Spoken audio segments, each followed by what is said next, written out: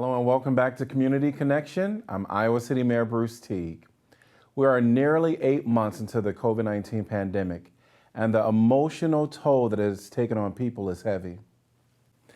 Added to the stress and isolation that comes with coronavirus is the threat of seasonal depression as we head into the cold months of winter. Joining me today are two mental health experts to help provide some helpful information about depression and anxiety.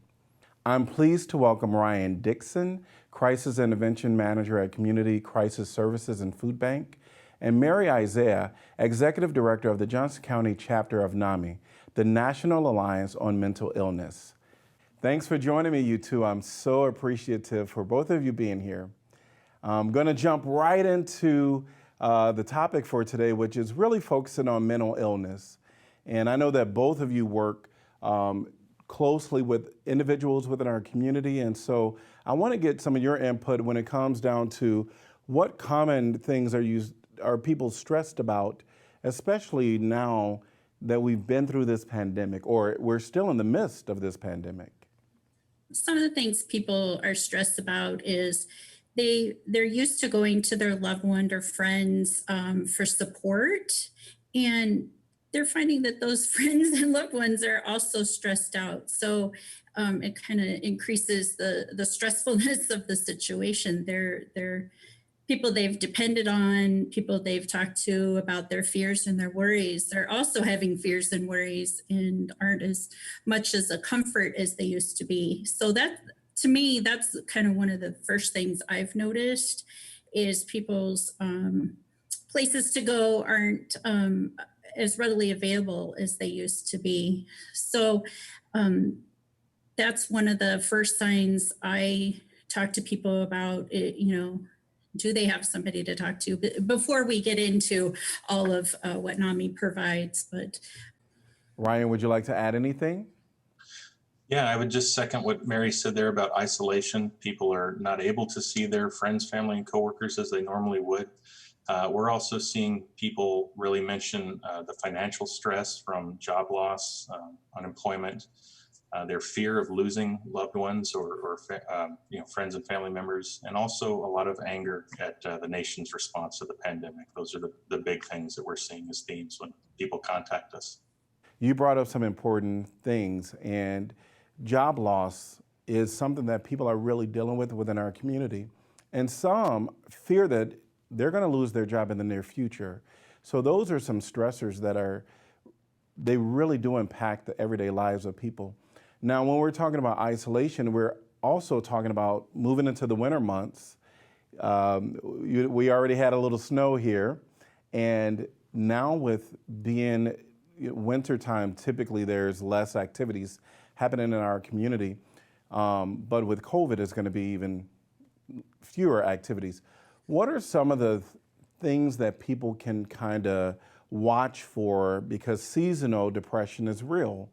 And so what are some of those factors that people can begin to take notice of and maybe seek some help?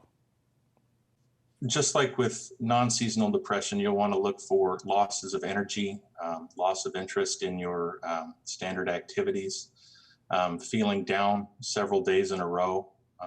Those are some pretty common effects of seasonal affective disorder or seasonal depression.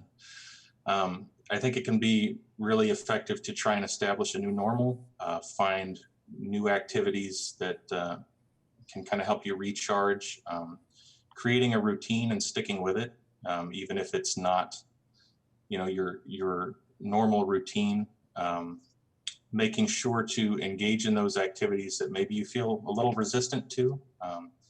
If you don't have the energy to reach out to friends and family, maybe structure some time to have maybe just an hour check-in or so you set limits, that interaction isn't going to be too draining to you, and just make sure that you are kind of taking responsibility to be active and engaged as much as you can.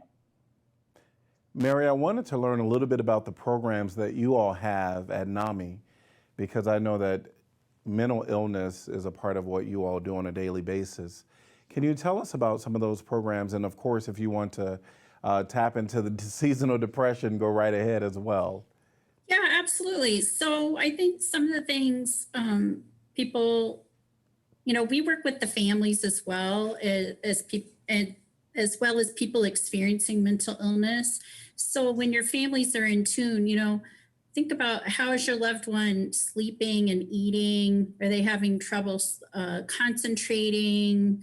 Are there other chronic health problems getting worse? Is their mental health getting worse? And also, we have to watch out for the increased use of substance abuse use and tobacco use, like where people that using them more than normal. And those are warning signs for people to reach out and get help and support. And so, what does NAMI offer? We have support groups for people experiencing mental illness called NAMI Connection. It meets weekly on Tuesday evenings. We have a family support group that meets on Thursday evenings. Both are virtual. Just reach out to us. We'll get you the Zoom information so you can get on those calls. And then we also have educational programs that we're offering, NAMI Family to Family, peer to peer. We do presentations called In Our Own Voice. Ending the Silence. These are programs to reach out and teach about mental illness and recovery is possible. And then we have a peer recovery center called Our Place Peer Recovery Center.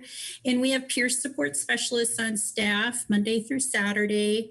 And they're calling out to folks. They can't come in and be with us, but we're calling out to folks, making sure they have the referrals they need. We take a lot of calls and give referrals to other agencies beyond what we're able to provide.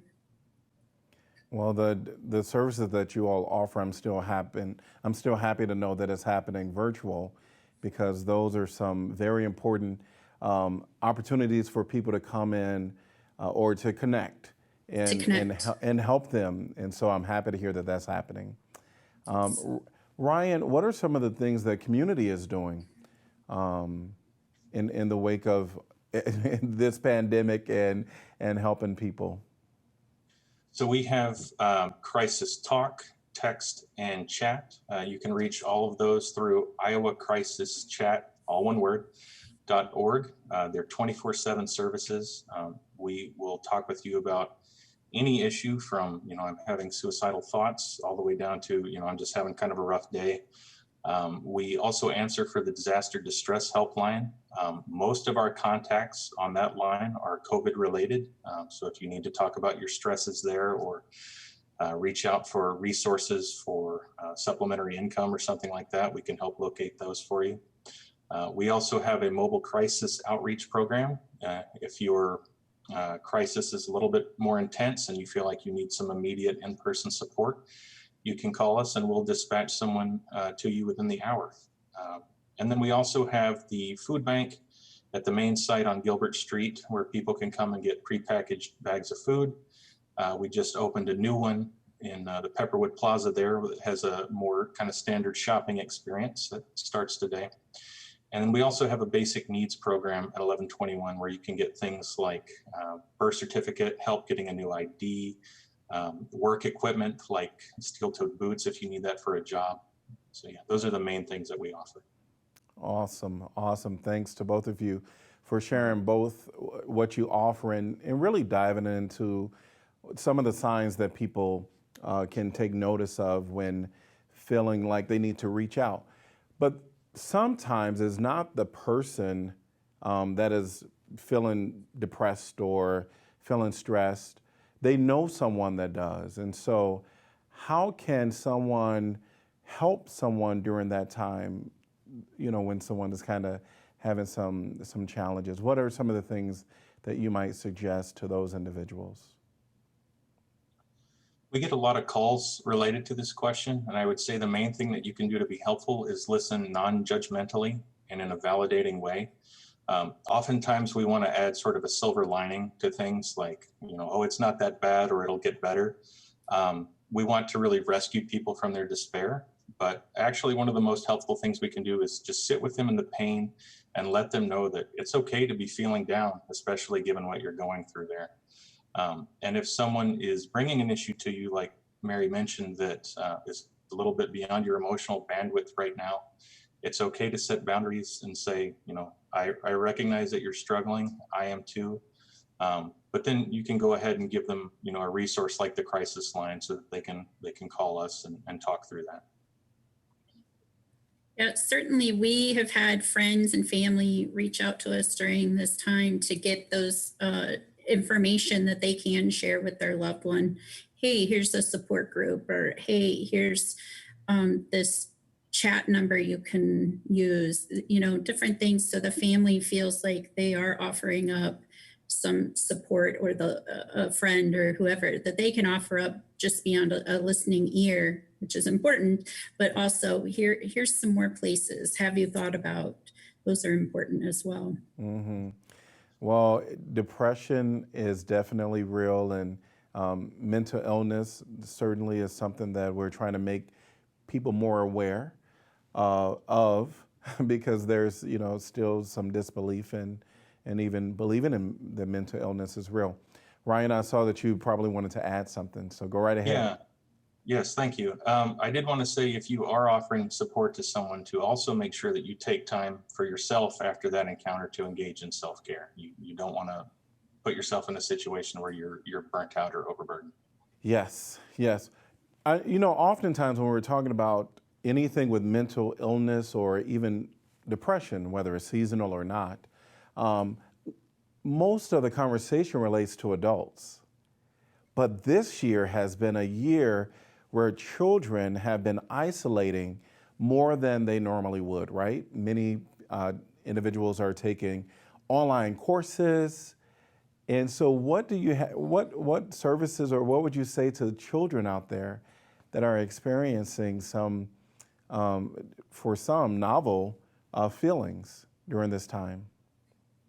Go ahead, Ryan. Okay, sure. So as you pointed out, kids' routines have been disrupted almost as much as adults, if not more. And this is a really critical time in their life where they're developing social skills. And it's really important that they be connected to one another.